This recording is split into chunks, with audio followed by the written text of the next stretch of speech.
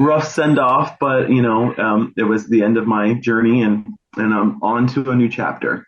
So Yeah. So, looking further into your injury after you decided the pain was too much, did you find out if you had a tear or?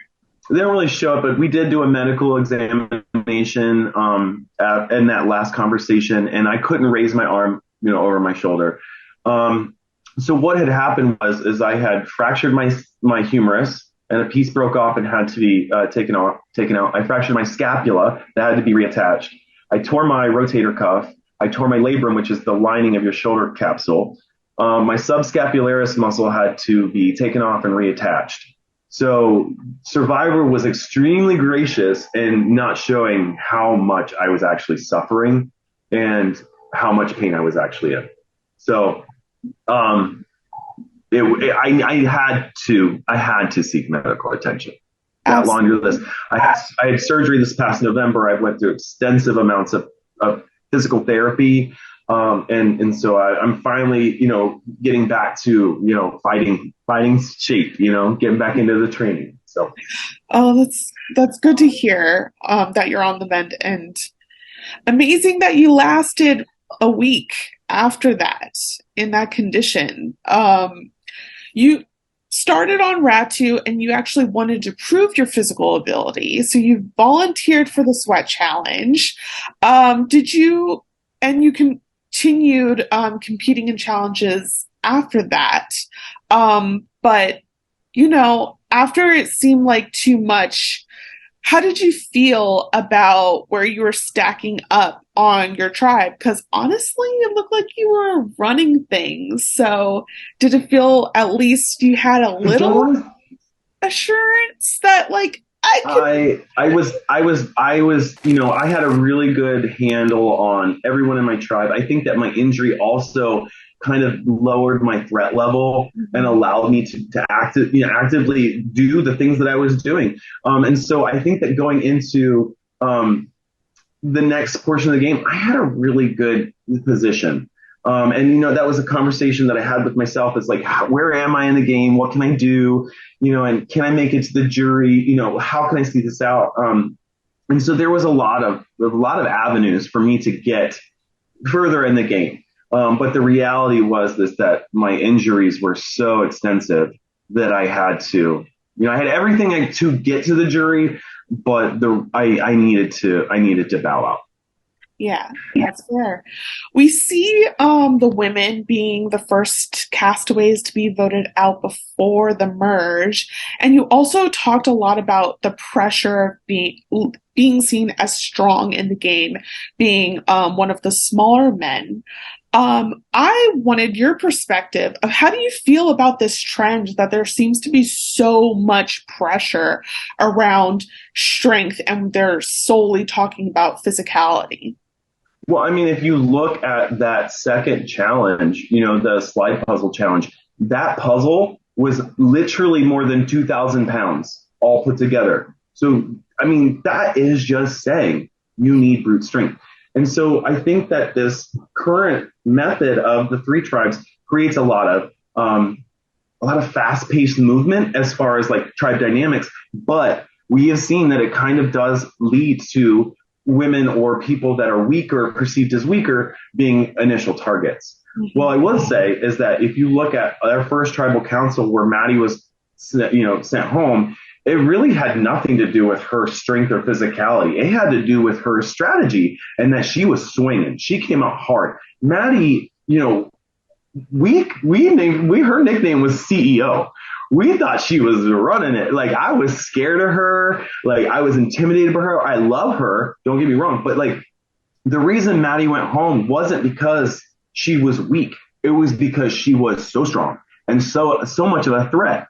And she came out swinging. So I think that yes, there is this trend. But if you look at some of the votes, the way that they went, it wasn't because of their strength or physicality. It was because they were playing the game.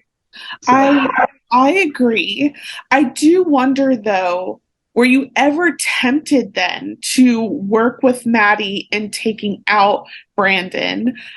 Because of that, it could have worked in your favor in terms of that whole conversation.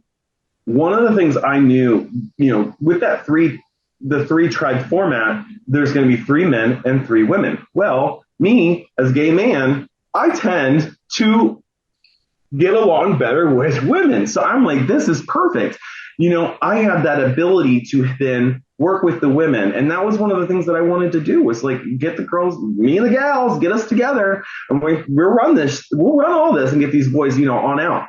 And so that was definitely something that, was a tool that I was like, yeah, I can definitely do this. But, that was hindered because Lauren, went on the journey and got this advantage and I was calling bullshit, like, cause she was the one that picked up the rocks. We all saw that. Like, the reason that we all went for the group, look for the birdcage key was because of Lauren's actions. We were onto her. You know what I mean? So that initial, breakdown and conversation was actually the pathway for me to not work with the women because I definitely could work with Jamie. Maddie, I loved. And she's super intelligent, very, very strategic. And Maddie could have been running that show very easily. So I wanted to work with the ladies, but, the Lauren and my impasse was really the big reason as to why it didn't happen. So some fans thought you were doing a lot by making that fake idol. It seemed like you were already in a good position, but you wanted to do something else. And you led your ally, at least in our perspective, she seemed to be your ally. You were the plant daddy. Do it. So Yeah. was that more about, you talk so much, I want to get everything out of the Survivor experience. I've worked like 3 years towards this. Is it more about having fun and like doing everything, checking off the boxes, or like more strategy? There was definitely a reason for that. So initially I wanted Lauren to find the hidden immunity idol. But we weren't communicating. I couldn't get her to go with walks on me. So that wasn't going to happen. After that first tribal council, Kane and I were very strongly working together. And so I needed to pick up a third, and that third was Jamie. And so Jamie and I had so much in common on a personal level. So we talk plants, walks, so much fun. But when we talk strategy, it just was not happening. Like she and I, it just didn't make it. It was the hardest conversations to have. I'm not lying. And so I had to do something to create a bond. And so if I can't get Lauren to find this in my hidden immunity idol, if I get Jamie to find it in front of me, that's going to secure our relationship. So what happens when somebody finds an idol in front of somebody else? They usually say, this is so great. This is for us. And it immediately creates that trust bond. And that's what I needed. I needed Jamie to say, this is you and me. We're going to the end. And so that's why I gave her that fake idol and led her to it. And it took me days to do it, but I did it too because I needed to have a bond stronger than what we had. Okay. Because I didn't trust our bond prior to that. She would vote with me. Okay. So what was the wall that you were hitting before that? Was it you tried talking strategy and she would change the subject, or she had a different strategy in mind? Well, I called her out in tribal council. You don't always see it, but like I alluded to her being a snake in the grass, and she knew that comment was directly for her, because I was calling out that advantage, I was calling out that journey. So she wasn't receptive to wanting to talk to me. She was like, you're coming for me. You said it publicly. So it wasn't going to happen. So all the backtracking, all the kind of things that I was trying to do just I wasn't getting any nibbles. I was throwing the line and nothing was biting. So I had to change it up. You got to switch the fishing spot and go for where you're going to get a bite. Yeah. We have not seen Ratu in a hot minute, it feels like, since that first tribal. So can you help us? What did the alliances on Ratu look like before you left? So before I left, obviously Kane and I were very closely aligned. Brandon and I were still very much aligned, and on the surface, Jamie and I are obviously extremely tight, and then she gets shipped off. When Carson comes in, that changed the tribe dynamic, and Laura and I really buried the hatchet and we're doing well. And so Brandon and Lauren are trying to say, hey, let's keep Carson comfortable. Let's make him think he's okay, and thinking that they're going to vote him out. Well, I didn't trust them.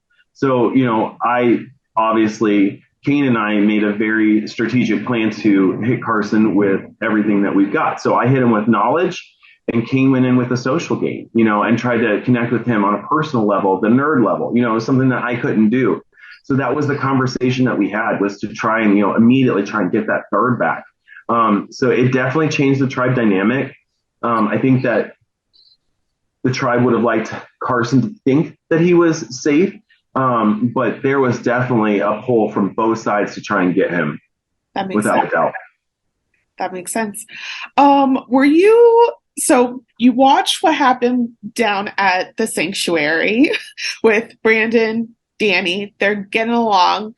They kind of count Carolyn out because she could have gone home that night, to be fair.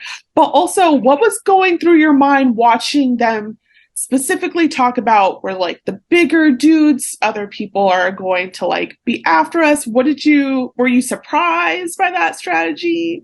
I wasn't surprised. I mean, we as a group chose Brandon to go with Danny because we thought that they would connect, and we wanted to have that connection. As a group, we were talking about picking up Tika as a voting block to go after Soka. So we really were trying to get as much information out of Danny, and we felt like Danny would talk to Brandon. So we wanted that bro session. That's what we expected. That's what we were looking for, because we wanted as much information as possible. In hindsight, Carolyn, she did exactly what she should have done. I mean, she knows what's up. She knows the game. So she's like, no, I'm not going to stand for this bromigo situation. I'm going to stand up and say no. That put Josh in a very precarious situation. Mm-hmm. Talking about Tika, this season had a good number of LGBTQ castaways, 6 of them, I believe. And then the new version of Tika actually became the first tribe to be totally LGBTQ. Yeah.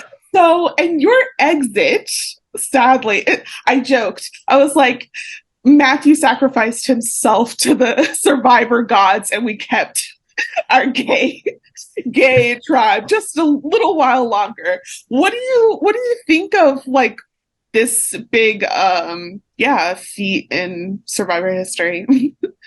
I mean, representation matters so much. I mean, I applaud them with their casting decision to increase the diversity. And it's just the people that they have found is amazing. Some of the most impactful comments that I've gotten from people reaching out to me on social media is those gay dads that are just like, thank you for representing for us. Like, thank you for going out there and showing like as a dad or as a gay person, like, don't count me out. Like, I'm not, like I can still represent. And so that's the constant, like, those are the opinions that I value the most, is those people that say, thank you for doing this for me. You make me so happy to see you doing that because I see myself in you. Or they say, because you did it, I'm going to apply, and I want to try, I want to show my son or my daughter that, I got the goods. And that the inspiration, that I found within myself, and then to share that with other people is just like tremendous. So, I applaud Survivor for the casting. I think they nailed it on season 44. Absolutely nailed it. Everybody is a rock star, and every single one of those people that played that game is a lethal threat in this game, without a doubt. So we're left with Tika going into the merge, possibly all together. What are you hoping for them, like, watching as a viewer? Is there anyone specifically that you're rooting for? Obviously, I love Tika, so. Yeah, we, the conversation at camp was like, merge, let's get Tika. We want to get them into our numbers. We want to take out Soka, one by one. We, as a group, saw Soka as being the most competent team, most well-rounded team. So that was the drive, is, having Carson on our tribe. We're like, we need to get him to get Jam and Caroline over to us, because then we'll have the numbers and we start knocking them off one by one. And so that was really the plan, was to get with Tika, absorb them into our group, and then start taking out, those big players.